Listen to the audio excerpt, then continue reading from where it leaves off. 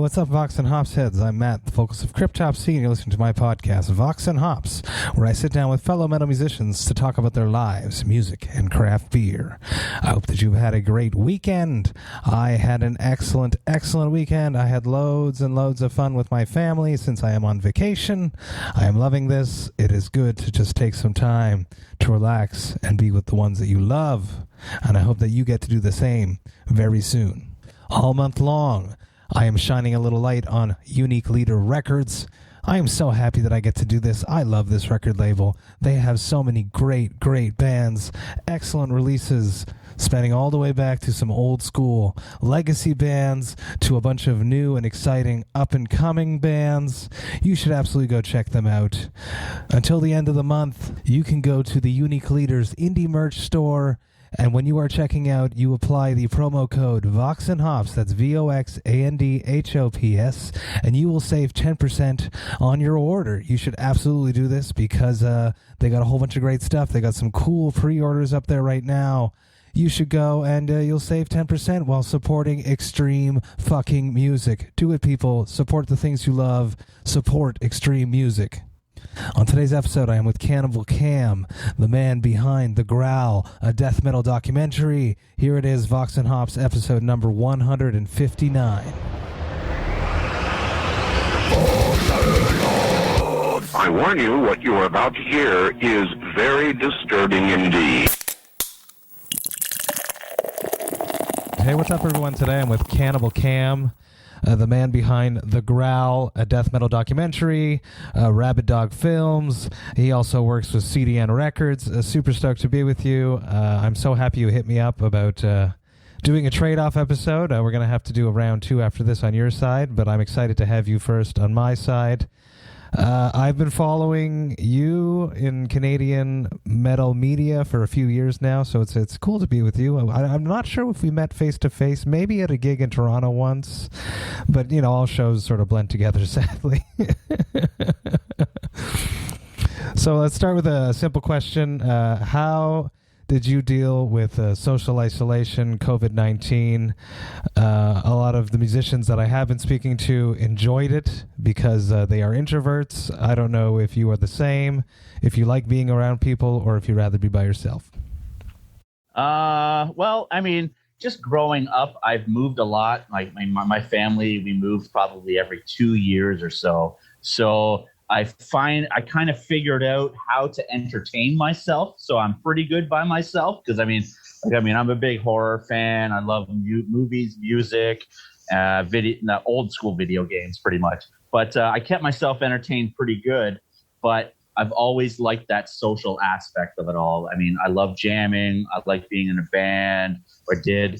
And now that we're doing this documentary, obviously we had to, get out there and go chat with as many people as possible. So at first it was kind of like, okay, well, I guess we're all getting fucked here. So let's have a couple drinks and, let's see how this goes. And then, you start going through these waves and I'm like, man, but I miss people. But then I'm like, okay, now I can get projects done, but I still can't do projects because I'm missing my crew and, people that I'm involved with.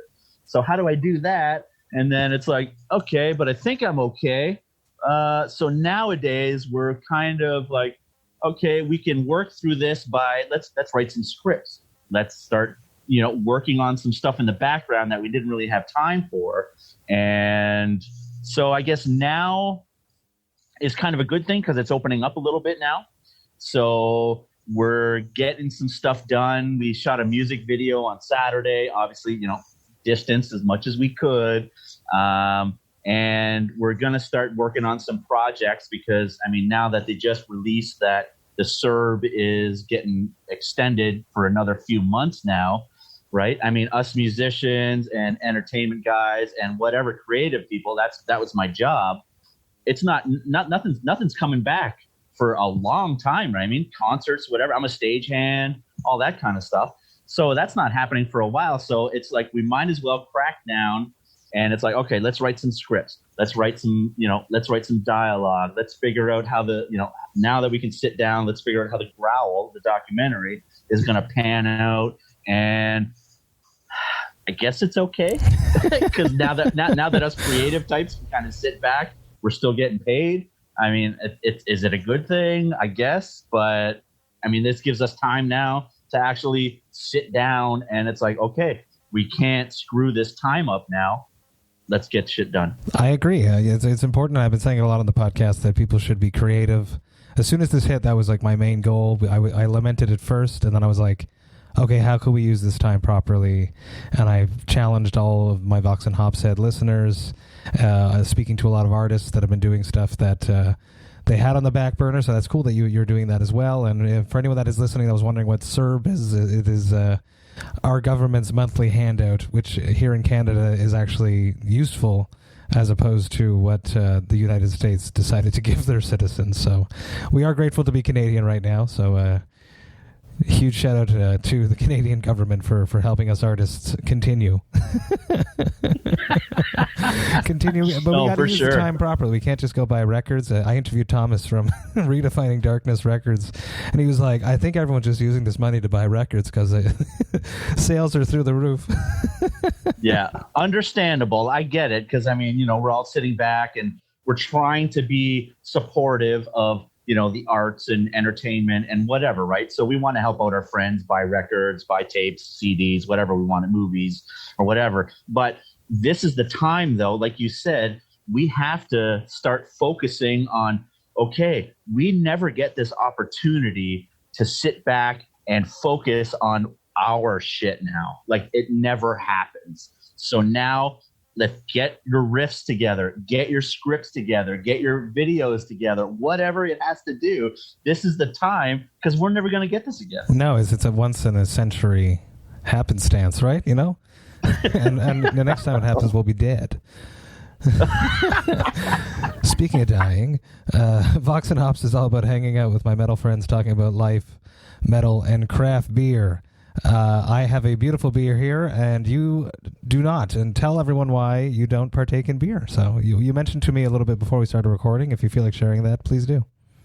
Yeah. Well, I mean, I'm not a huge beer drinker. I probably didn't start drinking till I was 21, 22. Crack that, ching. It's just because when my weed started running out, it was like, well, what else do we have? I mean, I'm 45, so this is in the 90s, early 90s or whatever, and it was like, all right, let's go to the bar, let's go hang out with some friends, and I need to get a buzz. So it's a couple beers here and there, so no big deal. I've always been a weed smoker myself, and a couple drinks in the background. But lately, as soon as I hit 40, I'm 45 now. As soon as I hit 40, literally, it seems like my body started just going through another phase, and I'm watching what I'm doing over the last 20, 30 years, and for some reason, it seems like the wheats and the glutens and whatever like that are affecting me massively. That it's giving me asthma. So as soon as I have a couple beers and like a slice of pizza, my next few days I'm like ruined. I'm scratchy, itchy. My inhaler. It's insane. So I'm trying to find something else. Like I brewed up a whole thing of like vodka and sodas, with some lemon, and I'm just trying to be healthy lately.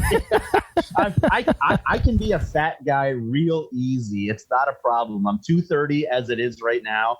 I'm pretty active. I like to go out and BMX and go for hikes and do all kinds of stuff. But if I sit there for a week and just eat some breads and some pizza and some beers, I'll be 200-300 pounds in no time. It is a struggle fighting the hops. It is an absolute struggle. It is a daily challenge that I'm trying to get through myself.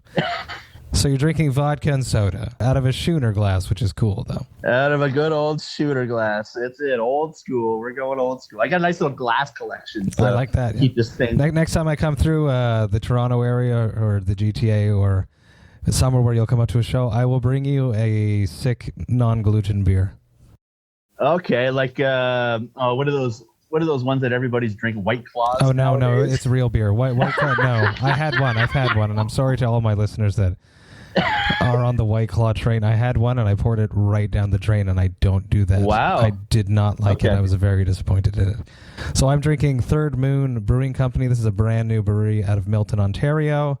It is super metal. Everything they do is metal, and I love it. This is their Dust Made Flesh, which is just too perfect for, the new singer of Cryptopsy. No, the newish singer of Cryptopsy.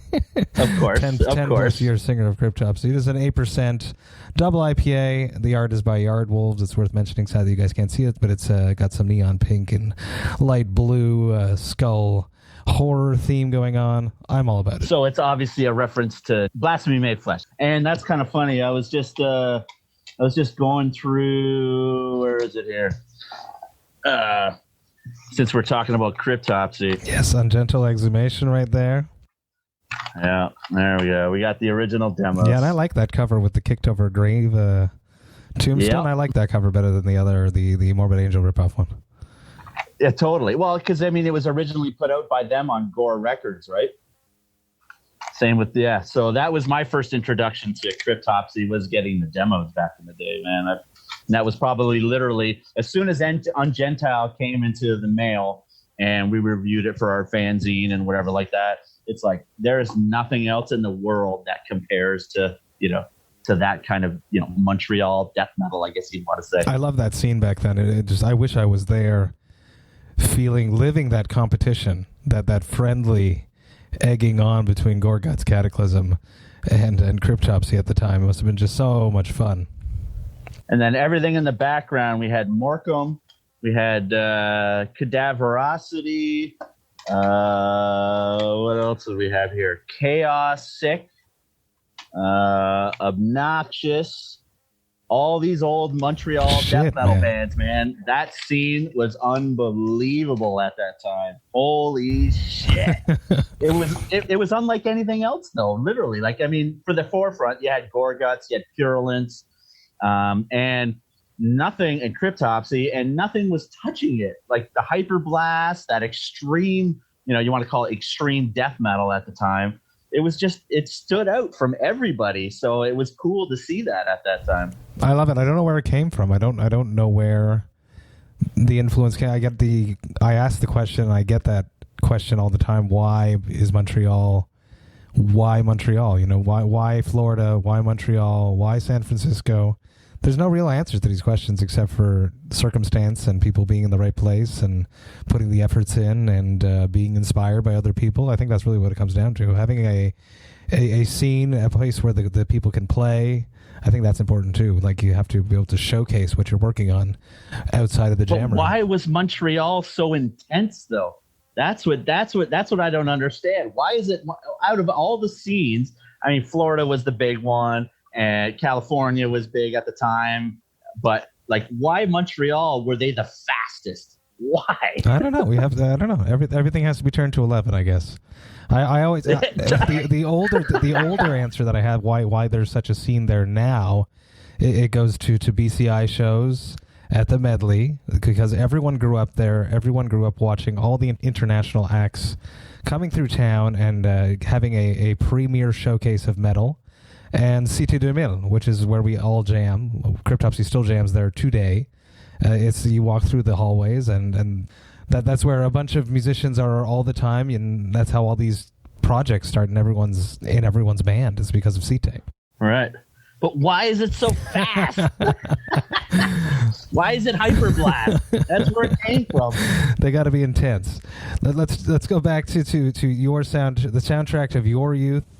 I know that you used to jump over into Buffalo to get a bunch of the U.S. touring acts and stuff. Tell me about the soundtrack of your youth, though. When you were growing up in your parents' house, what music was playing when you were not in control of the music? What music did your parents or guardians listen to? All right. So my dad, originally, he was a jammer back in the day, too. He played bass, and he jammed with the guys from Blood, Sweat, and Tears in the early days before, the hit was What Goes Up, right? So their hit song, right? So he jammed with those guys before they hit big. So he was a big music guy, but he was all soul and funk and the Motown and all that kind of stuff.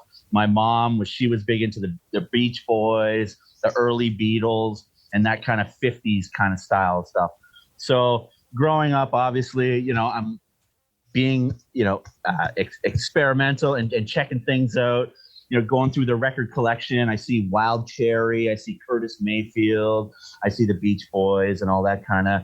And then what really got me, though, was K-Tel had compilations back in the 60s, 70s, and 80s, more or less. And this one compilation, I have 2 copies of it, and I still have the original copy from my parents. And it featured like Diana Ross, Steely Dan, Doobie Brothers, and all this kind of stuff. So I would constantly put on this 2-album K-Tel compilation and listen to this music like all the time, and then realized all of a sudden it was like, oh, so there's radio stations that play this stuff also. So I going to the AM dial, finding like I like a lot of yacht rock, soft rock, all that kind of stuff. And then all of a sudden I heard Crazy Train, and that kind of started changing things. So I was like, okay, so Ozzy Osbourne. Oh, Ozzy Osbourne was in Black Sabbath. Oh, okay. And then my neighbor, I was BMX racing at the time, so early 80s. And my neighbor's older brother, when Peace of Mind came out by Iron Maiden, he came over, showed the record to us, and he's like, oh, look at this. And we're like, what the fuck is this? Holy crap. And then, obviously checking all that out. But then I jumped right into breakdance. Really? Okay. I went full circle. I mean, I guess it's the influence from my dad, because he liked the soul and the funk and all that. So I heard that. But I jumped right into breakdance and hip hop and everything for many years. And then it was probably about 86, 87 when I started getting into skateboarding, that all of a sudden it was like, oh, so what's Black Flag and what's Dinosaur Jr. and what's, all this kind of stuff. And then all of a sudden Metallica, Slayer, bam. And then it just blew up after that. Crazy. That's a excellent trip of music. Yeah, I like it. It's very fun. I still listen to breakdance as much as I can, man. I love it. The movie Breaking itself, right? That movie's unbelievable. No, when you said BMX thing, the movie Rad came to my mind. Yep, I love that movie. Oh my god, I have that soundtrack on vinyl too. It's hilarious. Fond memories, right there. But it just gets you pumped, though. That soundtrack, the Rad soundtrack. John Farnham was the guy who did the music, the main songs like "Thunder in Your Heart" from that movie. And literally every time I need that motivation or that pump, I put in the yes. Yeah, man. I'm on top of the world and I can fight everything. Yes. And that's what it was made for. That music during that era, like the AOR, all that arena rock stuff, like when Survivor came out with Eye of the Tiger, obviously. That was my song. Play it again. Play it again, Dad. Dude. Play it again, Dad. Yeah. And he was nice and he did. He played it again. Yeah. And that gets you fucking jacked. And it was like, okay, well, what other songs that get you jacked from that era? So it's that whole 80s vibe with like even Burning Heart from Survivor, who did the Rocky soundtrack. It's like, holy crap, man. I just want to tackle the world. Love it. I love it. Where did all this go? How did you end up getting so involved with the Canadian metal music scene? Well, that's a long story for sure, but I don't know if it was long, but when I found Napalm Death and Extreme Noise Terror and stuff, and it was like 89, 90. And I was obviously like, okay, like this, there's something happened with music and I want to be a part of this. Like, this is crazy. This is insane. So I had a few punk buddies, a few old school metal buddies too, who started handing me flyers and some fanzines and stuff, right? So I was like, okay, so there's like a mass network going on here other than just, Death Angels, suicidal tendencies, and all this kind of stuff, right? So I start digging into that, and the first flyer I got was a Relapse catalog from like 90, 91. So I mailed out to that, came back, and then it was like, there's everything there. But it's like, okay, so what's in the area? So ended up going over to, it was actually New York and Buffalo before I was like, okay, there's Canadian going on. So ended up going over to Buffalo and New York because that's where, I heard Cannibal Corpse was over there and Malevolent Creation and all that kind of stuff. So then end up finding a couple zines and some friends from Toronto. They were doing some fanzines at the time. And I was like, okay, so there is a Canadian scene. So that's cool. So then obviously I start, okay, so you're close, you're Canada here. So my buddy Darren Quinn, who did a fanzine called, it was Genital Grinder at the time, made friends with him, and he ended up turning into the band Monster Voodoo Machine. So they did some big tours with Ozfest and all that kind of stuff. But he did a fanzine back in the day. And my buddy Metal Dan, who did a fanzine called Metal Assault, he introduced me to a lot of Canadian stuff also.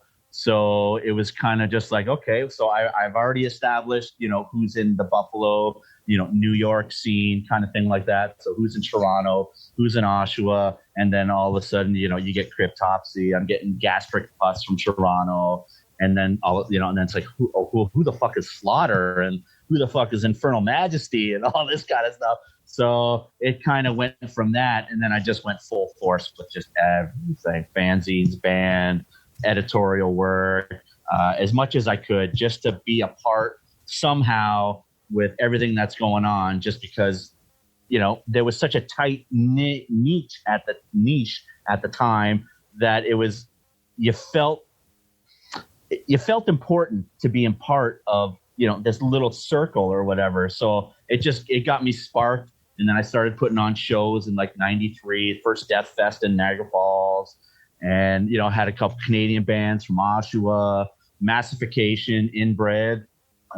Massification, they were from, I believe, Newmarket. And then I started a band called Mangled. So we put out a demo tape in 93, and Inbred from Oshawa, and it just kind of went from there. I mean, I love everything. So I just wanted to be a part of whatever circle I could be, whether it be Canadian, American, European, it didn't matter. So it just blew up from there. At what point did you have the idea of starting the Growl, a death metal documentary? How many years before? Because I know it's a long time in the works. Well, so I hooked up with my Rabid Dog Films partner now, who started Rabid Dog back in 2004. They did a movie called Versus the Dead. It came out worldwide release, everything like that. And the soundtrack to them was like, believe they had Cyclone, B, they had Exhumed, they had Integrity, they had all these bands at the time. So I was like, you're from fucking Hamilton. How do I not know who you are? This tight circle of people that should know each other, yes. Exactly. So I met Phil at a fan expo, which is the Toronto Comic-Con, which was the Festival of Fear and, the horror side with the comic side and all that kind of stuff. So he was pumping this movie at the time. And so we got together, we kind of worked on some things, yada, yada. A few years later, we went through, we did a play with George Romero, actually, Night of the Living Dead Live. I got pulled on to that to do some behind the scenes and help with social media and all that kind of stuff. But Phil was the main man behind that. So after that, we were just like, we need to get back to the B side of movie things and stuff and just kind of do what we want. Like, we love metal. We love, crazy movies and stuff like that. So we started working on some things and then making more connections. And a friend of ours who works a distribution company out of Toronto, I was like, man, I see you working with like Thor and Vakken and, a couple other top documentaries. Nobody has done a death metal documentary. And the only one that did do something was Beelzebub from the Grimoire of Exalted Deeds. He was an old school zine guy also, but he's doing some movies and stuff here and there. So he did this death metal documentary like about 15 years ago. I'm like, nobody's done like the death metal documentary.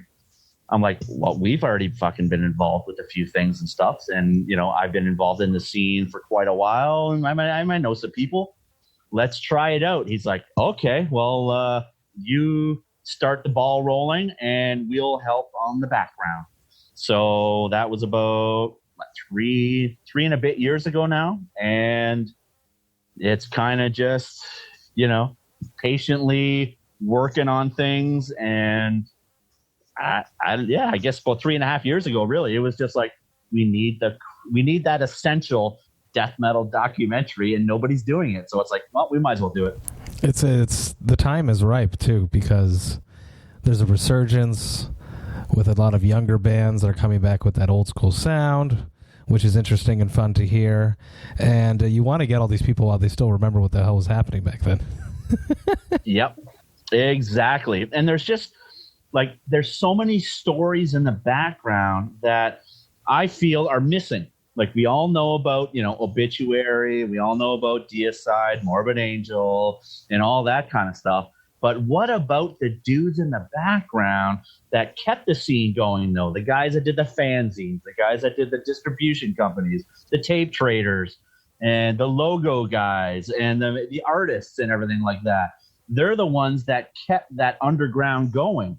Because, everybody knows about the big bands. But what about what happened in the background the whole time? Because John McEntee from Incantation, he always brings up, it's like, when everybody kind of, disbanded and left the scene in the 90s, when, everything was going alternative and doing, if things were changing, it's like, we stayed there and we kept it heavy and brutal because that's what we had to do. There was no other choice. We're not jumping ship. We're not going grunge. We're not going to turn into Alice in Chains and all this kind of stuff. So it's like, we want those kind of stories to give the true side of what, people in the death metal scene have kept doing this whole time. Yeah, it's true. There was then metal has gone through a whole bunch of genre switches. Oh, and I feel like it's bigger than ever now, which makes me super happy. You see more and more just huge festivals with, albeit varied lineups of what metal is now. But the extremity is always still there, which is refreshing. With the alternative, the grunge scene, the new metal scene, like the late 90s was tough for extreme metal bands, that's for sure. Yes, and it went really underground at that time too. That's when kind of like, Dying Fetus started coming to light, and Skinless and Rotting and all these brutal bands, and the Deeds of Flesh. Like, Unique Leader Records was a massive part with keeping shit going in the background and giving new light to what was, people said stale going on during that time, right? So it was like, all right, well, you think generic death metal, Florida, everybody just loves brutality and everybody loves Resurrection and Deicide and all this kind of stuff. It's like, no, now we're going to Texas. We're going to, who the fuck is Devourment? Who the hell is, all these kind of crazy bands going in the background that's shaking things up a bit. Now it's faster again. It's heavier. The growls are sickening. We're getting into pig squeals and all this kind of shit. So it's changing things up. So it sparked a lot of interest again, I think. Absolutely. And then nowadays with bands like Cattle, who are still extreme, but now are even bringing in other outside elements to metal. I love the evolution of metal. I love how it's never become stale, and as soon as it does, there's always one band that comes in that sparks a revolution. Yeah, literally does, man. And yeah, like, and the 2000s itself was, again, it was kind of going through its phases, and there was a few bands in the background that were trying to keep the flame alive, like obviously Incantation, Immolation never stopped, Cryptopsy never stopped either. They were kind of doing their own thing in the background. But then all of a sudden, like the late 2000s, there were a few people going, you know what? 20 years ago, that old school death metal sound, it's old school sounding, but it's kind of new again because we have a new generation of people that, that got into the metalcore and the deathcore and all that kind of stuff, and they want to find something else. So it's like, oh, wow, they like Obituary, they like Cannibal Corpse, they like, that 90s, 80s sound or whatever. They're going to start bringing it back. So yeah, it started to get some cool bands, and Razorback Records was another label that kind of sparked some fun again in death metal. And so, yeah, I mean, that's just, I guess, what the Growl really is just finding everything that happened in the background to keep things fun. You're interviewing a lot of people. At what point are you going to feel like you're finished? Because I'm a content whore. I can't stop myself. I love doing interviews. I love scheduling interviews. I'm always happy when I do. I always like to hear that extra story. When do you think you're going to feel like you're finished? Well, we were trying to be finished by October. That was our goal, because we had we still needed to go to Pittsburgh or Pennsylvania to go hang out with like Dercada and Funerus. We obviously need the female side, because I mean, it's not just a sausage party. Death metal's not just that. So we needed that side of things too, right? So we were gonna, we had to go down to there. We wanted to go back to New York to film a few bands there. Ohio, we're coming actually up to Quebec, so Montreal soon. So maybe we can we could actually hook up then. But we were hoping, like I said, by October to be done filming and to get enough of what we needed. But obviously, with everything that's going on, it kind of put a push on things. But like I said, man, we're working hard in the background to try to schedule what we can. So now that we have to stay in Canada for the next month and a half or whatever, that we're going to just focus on what we need in Canada land and just get that shit done. So as soon as the borders open, we can get over there, get the shit done, and then start editing right away. So, yeah. I mean, obviously with death metal, it would never stop, because I mean, there's so many different, scenes and genres within death metal that can be talked about and brought up and everything like that. But we kind of just want to keep, like, it's pretty hard. I think my next question is going to be just as hard. How long do you want to edit this down to? Right. Well, we were hoping to at least an hour and a half to get a nice edit strictly, and then maybe have like 17 behind the scenes discs. Because everyone has that story that you're going to want to include. It's going to be, I can imagine that the hardest part of this, aside from just scheduling and getting all the interviews and going to see everyone, is going to be to edit it down to something that's reasonable to ingest as a fan watching this. I think it's going to come down to, like, we have so many interviews and so many rad stories, because I mean, like I said, man, I've been a part of the scene for like 30 plus years, and I kind of know who is the important ones to get the stories from. And I feel we have those stories. So to edit those, obviously it's going to be hard, because I mean, you want to have like each person to be like 30 minutes part of the, this documentary, but obviously we can't. So it's good. We could probably do 2.5 hours, and it would literally fly by like nothing, because we have, the interest in the stories and the cool things that happen. But, obviously if film festivals and all that kind of stuff happens, they don't want it too long. So we got to figure that aspect out also. But I mean, like I said, we're hoping like maybe an hour and a half, hour 45 tops, and then have like 17 behind the scenes discs. I'm sure people are going to want to watch it. I'm going to want to watch it. I know that. So I'm going to be there. You guys started doing live stream interviews, which I thought is super cool. Talk to me about that. Is that just keeping yourselves busy, keeping yourselves chatting with people? Is it also getting some content, some footage at the same time for the documentary? Or is this pure extras? Well, I mean, like I said, I love to be busy. I mean, ever since probably about 10 years ago, I lost my full-time job. I separated from my wife. We lost our house. I smashed my car. Like, all this shit happened all at once. But in the background, I was obviously, working and doing all this other stuff with movies, music, whatever. So I was like, screw it. I guess, the fate has brought me to this point where I need to do this full time. So went hard, started going, everything like that. So the last 10 years I've been, self-employed, doing all this shit on my own. So as soon as this crap happened, I'm going to say crap because it sucks.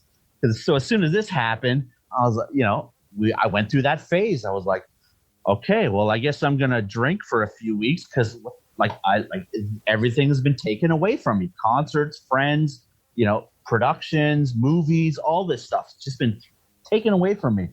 And then I'm like, okay, well, I guess I need to utilize this time. Might as well start hanging out with the people that we want to interview that we unfortunately can't get together with right now. So let's put a call out. And obviously everybody was just like, great idea. Okay, I'm in.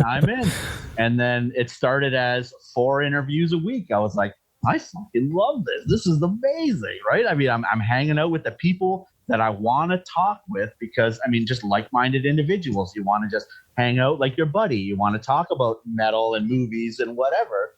So we were doing 4. I was doing 4 interviews a week, and then I was like, yeah, okay, I'm not burning myself out, but it's a lot of work, right? I mean, you still have to do your due diligence and do some research. I don't know everything. Nobody knows everything. So let's call everybody up. Let's figure this out. 3 interviews a week, and then I got down to 2 interviews a week.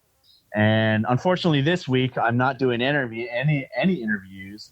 Because, we just have some other production stuff that we're doing on the side. I mean, we're big horror movie fans, so we're trying to make some, shorts and whatever stuff like that on the side. But mostly was just because I want to hang out with you guys and just like everybody. I want whoever's involved with death metal, I just want to be friends with. I love, what everybody's doing, whether it be bands, labels, artists, tape traders, other people doing interviews also. This is what I want. This is what I go to shows for. This is why I travel to go hang out with people, because I want to talk about, death metal and all this stuff. So let's do these live streaming interviews. I don't care how primal it looks. Hooking up a laptop to a TV and let's just go. We're going to get the content anyways. And I'm assuming people are having fun doing this. For sure, people are love it. They want to hear these stories. They want to be. It's like being in a bar sometimes, just sitting there. You're like a fly on the wall watching. And I totally get the burning out doing interviews. It's super fun doing Vox&Hops. I love it to death. But since when the pandemic hit, I was home for 11 weeks, and I think I conducted somewhere between 40 and 50 interviews.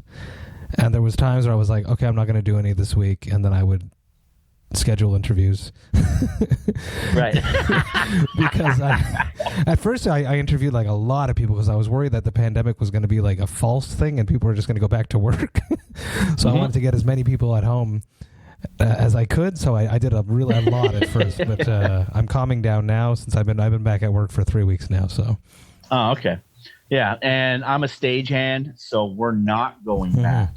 That's the problem. I mean, so it's, I work at one of the local casinos, so we set up the events, we set up the big shows that come through and everything, and they want to open the casinos, but only to gamblers, but still spacing everybody out at least 2 or 3 slot machines in between, and that pretty much... There's no shows in sight, concerts, anything, right? You're not hearing anything, all right? In Quebec, there's discussions of having 50 people gatherings, but you can't talk and you need to be 1.5 meters apart from each other. Wow. That's what's happening in Quebec. It was announced this week, so obviously metal shows are not happening. I saw a video from somewhere in France, I believe it was, a 900 capacity room.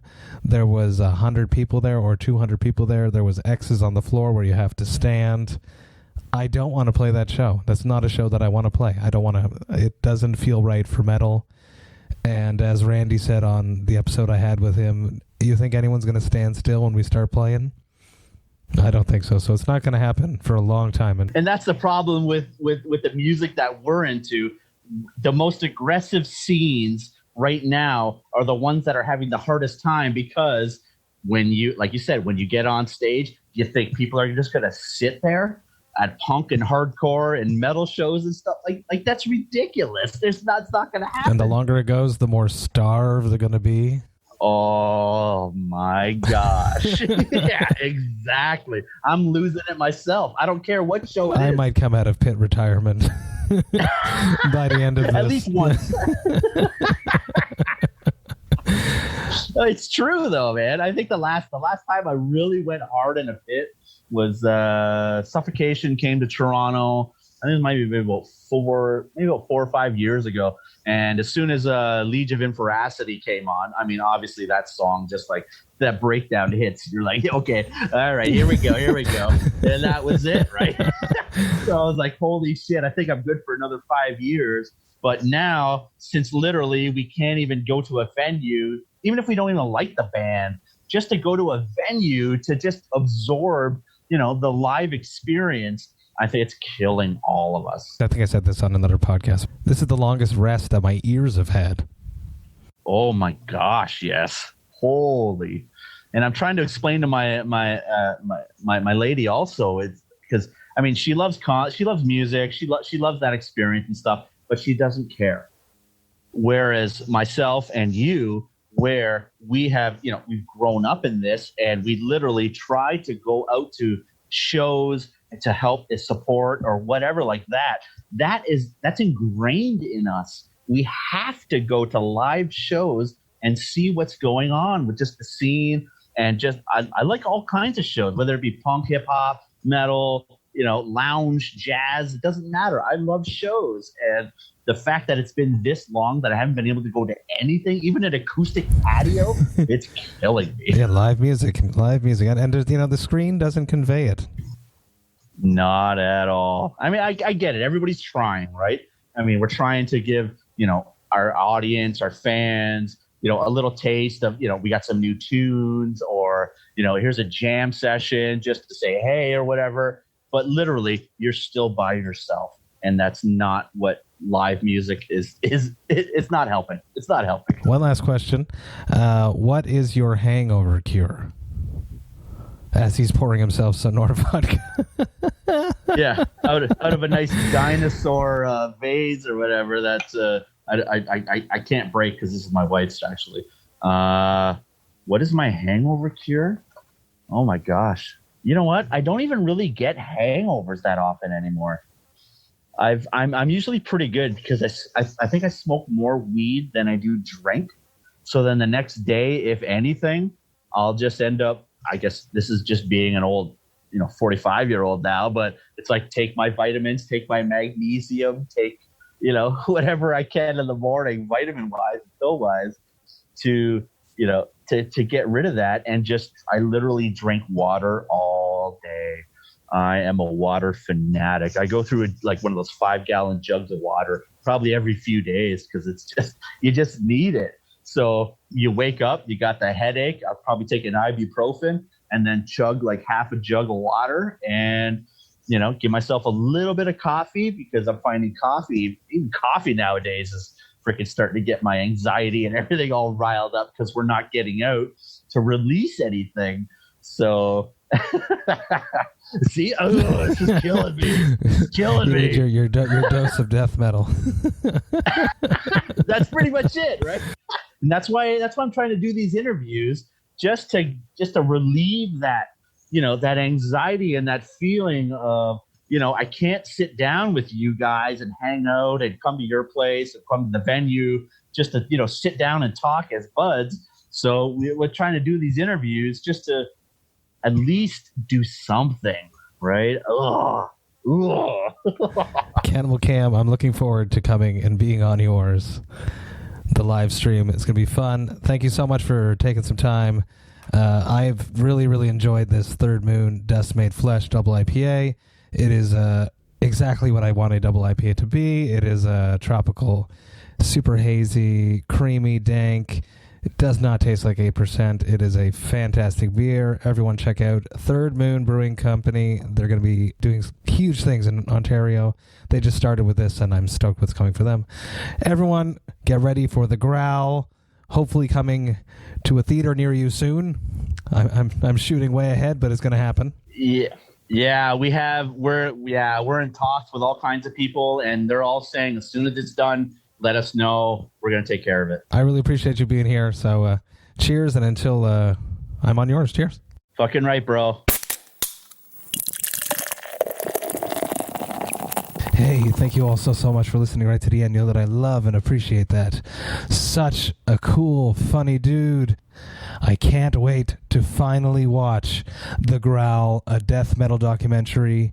It is something that needs to be in our world, something that more people need to be exposed to. I can't wait until it's out and that it's in theaters. If it is and it gets into a theater near your house, go and see it. Support extreme music. Support extreme metal documentaries. I love it. I hope that you guys have a good rest of the week. Don't forget that this Thursday is another Vox and Hops Thirsty Thursday virtual hang. I love these. I had so much fun last week with Riley McShane of Continuum and Legion as my co-host. It was super fun. I have another co-host coming at you this week, and it's a big one. It's going to be fun. You don't want to miss it. The link for the Vox and Hops Thirsty Thursday virtual hang is available in the description of this podcast.